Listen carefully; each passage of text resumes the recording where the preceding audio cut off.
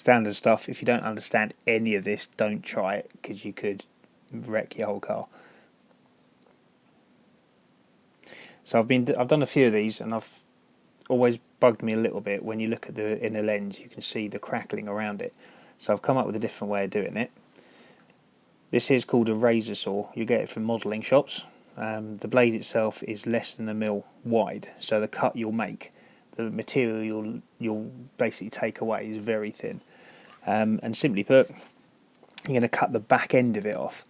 So I put some tape around the lens just so it doesn't scratch or anything. And it's just that line you're going to follow. It's about, from when you look at it, it's about 1 mil down all the time, all the way around. This bit's the hardest bit to cut, and you need to, like I always start, well, I've started off here. So get the blade in and sort of see where it's going to end up. You're trying to make this as neat as you can. There will be some bits where you're not just cutting through this piece of plastic, but you're also cutting through the red lens. So you want to make it as close to the top as you can, because there are places where they're quite close to each other, the lens and the plastic moulding.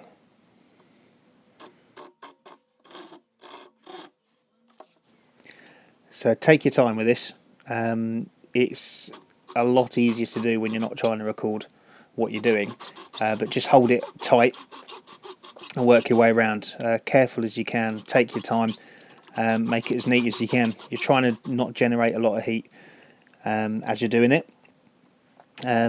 Might have been an idea to do this before I started cutting, but before you've cut around it, just mark a few spaces around it so you can, when you come to but basically gluing it back together, you know where to line it up to. Now the reason I've gone with the razor saw, I did try with a Dremel, with an angle grind a bit, I guess, at the end. Now, because this is the one I tried it on, because it is spinning up a lot, the heat generated just absolutely melts the living daylights out of the plastic. It's not the greatest plastic, so you're just left with a lot of gaps, and it's not particularly good finish. So I mean, by all means try it, but from my experience it wasn't particularly good results, as I could get with the handsaw. So once you get sort of a bit cut, you'll be able to get more of the blade in.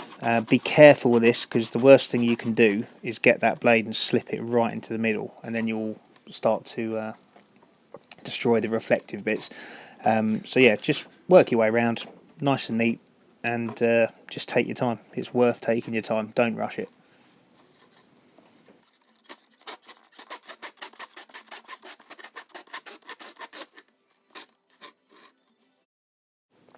As you work your way around, you'll be able to sort of start to separate, see the line coming away, and then you want to kind of try to finish up where you started, connect them up, and then there you go. So it's just going to connect the last little bits up, and like I said, this bit here is the absolute pain in the arse bit. Take special time with this, really work it as slow as you can. And then yeah, it will lift off. Now by doing this, you'll have a lot of dust that will have come into the lens itself. You'll have shards, you'll have all sorts of stuff. So basically get out as much as you can. Get a hoover, you're going to need to, as strong as you can get, and a suitable attachment.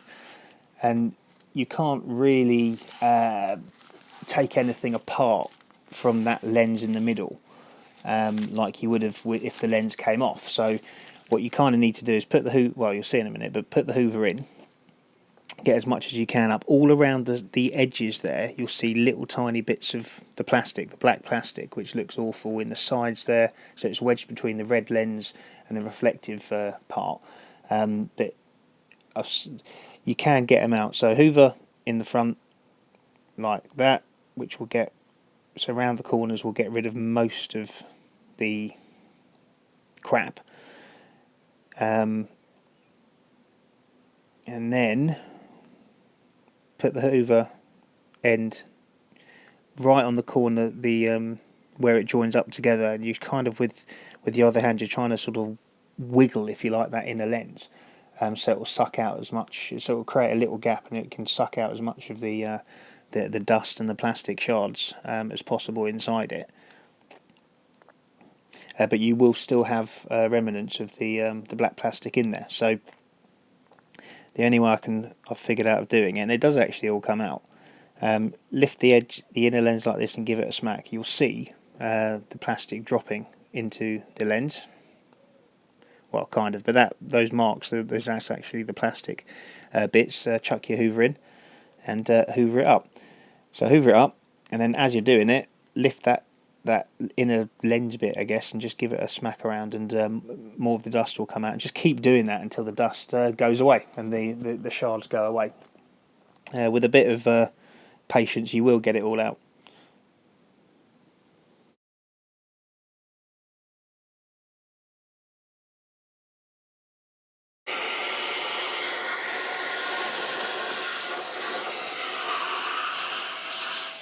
Just keep working it now. Just keep going until you get all the dust out. It will all come. Clean the other end up. More prep work you do here, the better it will go together.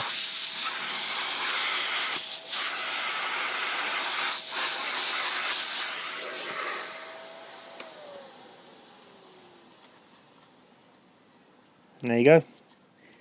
Give it a once over. And then just check it all fits back to, well, it lines up together. Your cut doesn't have to be exact all around it. If anything, it's slightly better that you've got one bit that will key into the other. But just check it all fits. Check it's not going to foul anything. Give it a once over and make sure you're not missing anything.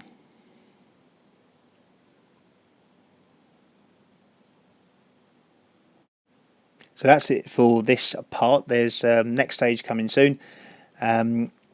Just want to say I'm a member of MK5 Golf, GTI.co.uk, and certainly the guys and girls there, loads of support and encouragement for this, so thank you. And if you have found this guide useful, please donate to the forum. They don't have adverts on the forum, so it's all donation. Every penny helps. If it's 50p, if it's a couple of quid, please donate some money for us. Link will be on the description if you would. Cheers.